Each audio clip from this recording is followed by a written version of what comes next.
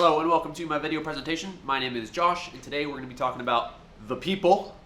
Who are the people? The people is how Deloria in the reading describes all the different people groups with all the different indigenous people groups within North America. She does this in order to not like lump all these different people groups together into one thing, because they're not. There's a lot of different diversity within all the different people groups throughout North America.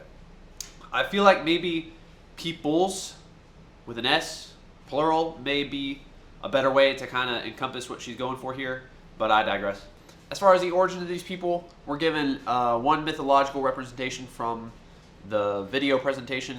The creation account we're given is basically of a woman and a man living in like a sky world, and she wants to get the root from a tree, so she starts digging underneath it and falls onto the earth, which is weirdly similar to creation in the Bible in Genesis.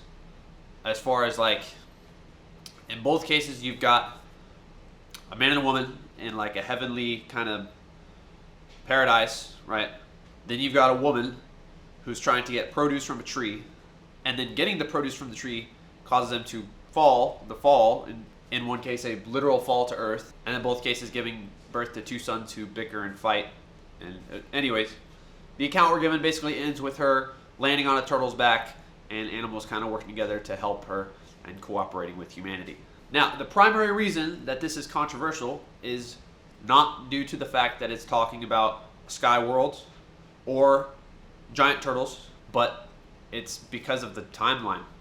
The oral historical record from these peoples seems to indicate that they were around before the 15,000 years or so that would support the sort of land bridge from Asia theory. Now, mythology is by no means evidence, but the historical record that there may have been a people's presence prior to that 15,000 years does seem to conflict with that land bridge theory. Now, a problem with their historical record is that it was transmitted orally, which does present some actual problems. There's some merit to the arguments that that's less reliable, because it is. If you've ever played a game of telephone, you know it's less reliable than an actual written historical record. But that doesn't discount the fact that that record does exist in some form and doesn't support the land bridge theory. But there is evidence to kind of suggest that maybe they were here before that 15,000 year mark, including the settlement records from the lecture, and including the corpse record from the lecture. But at the end of the day, whether they migrated from Asia via a land bridge or they were date back way farther before then, at the end of the day, it doesn't really matter. It shouldn't affect their cultural identity. It shouldn't even affect their mythology. Nothing in that should degrade from their own cultural identity.